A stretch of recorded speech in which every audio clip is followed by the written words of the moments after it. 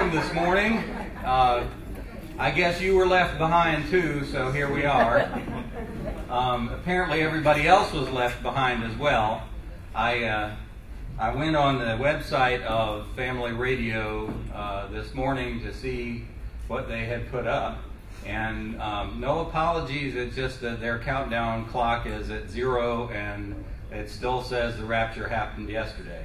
So anyway, those that are joining us over the internet through our webcast, we have not figured out a way to broadcast coffee and donuts to you, so you'll have to go get your own.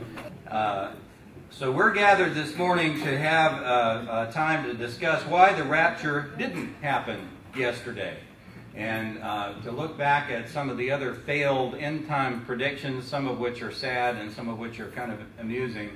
And also take a look at how we responsibly use the Bible. And I'll just cut to the chase real quick and tell you that what Harold Camping was doing that made all the news isn't a responsible use of the Bible, and it obviously didn't work out. Although, I'll guarantee you, in a few weeks, he's going to be back on the radio saying, oh, I just forgot to carry a 7, sorry. And with another prediction. And what's fascinating to me is that the followers of stuff like this don't have very good memories, because these guys keep coming out with prediction after prediction. They're always wrong, and their followers keep getting hysterical about it. So I don't know how that works. One of the problems with any kind of prediction to end time for me, and with my interest in history, is that if you, number one, if you've been around, how many of you remember a number of hysterical end times prophets in your lifetime that didn't come true? I mean, raise your hand. If you were paying attention, most of you have been around for several of those. Well, after the second or third or fourth, you start to question these things, and if you're a historian and you've looked back and you've read history, and you know that these things happen every few years for the last 2,000 years, and probably before then, you really wonder. So I wanted to take you back through history. We can't possibly cover all of these because there's way too many, but I picked out some of the end times predictions through history, and we're going to flip through a few of them and take a look at the history of this. This started right after the time of Jesus, of course, and the early church, you know, we got to be honest, the early church thought that Jesus was coming right away.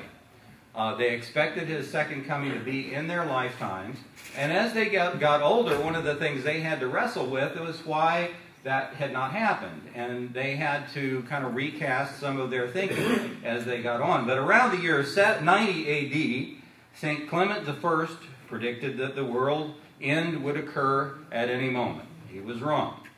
2nd century A.D., the Montanist movement predicted that Jesus would return and establish the New Jerusalem in the city of Papusa, wherever that is.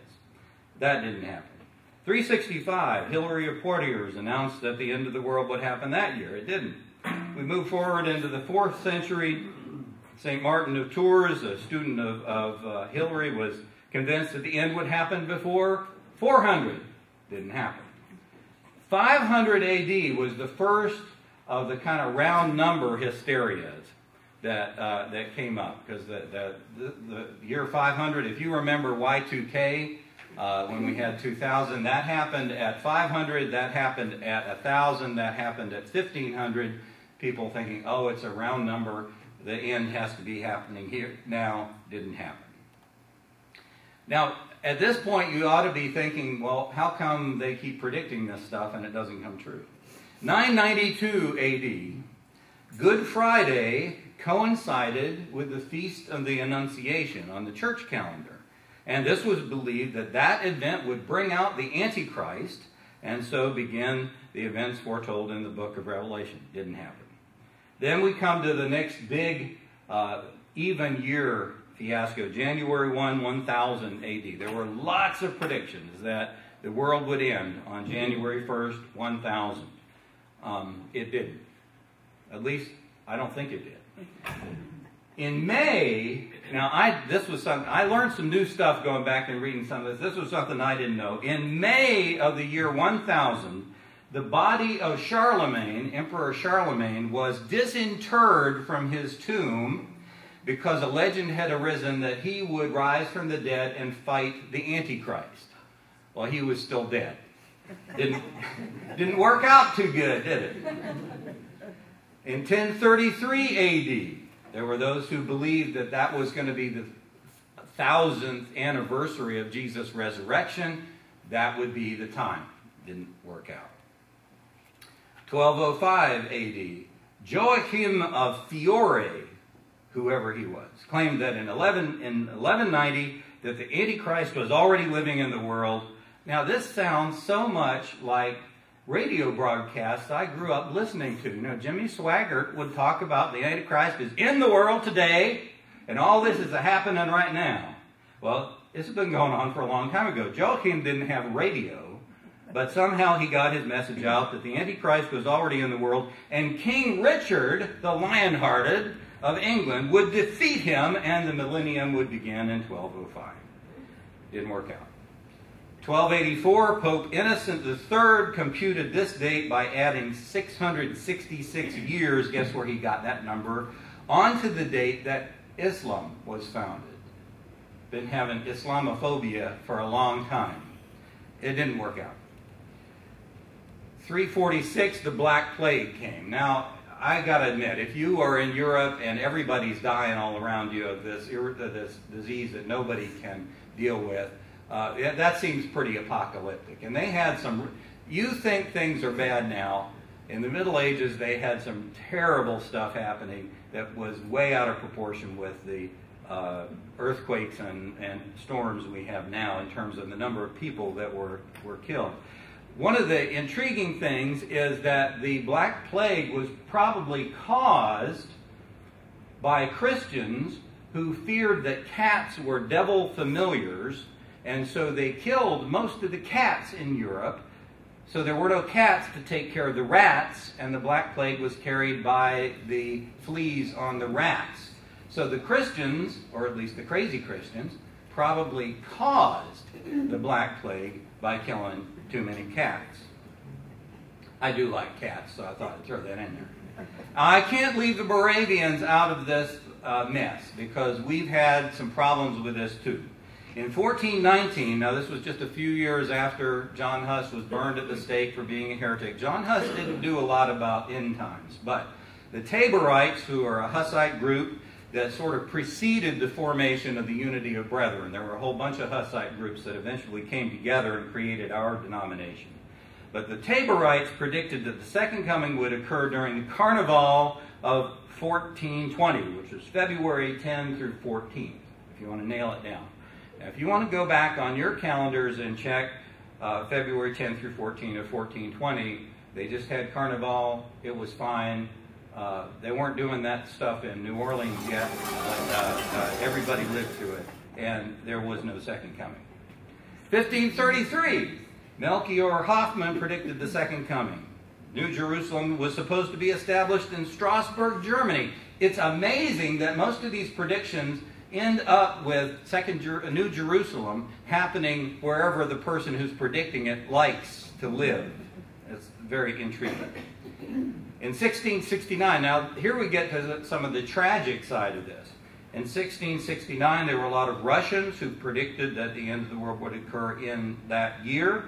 And there were episodes where 20,000 people burned themselves to death to protect themselves from the Antichrist. The hysteria was so high. These hysterical episodes are not harmless. They harm a lot of people, sometimes more than others. I can't let one of my favorite people in history off the hook, John Amos Comenius, Moravian bishop.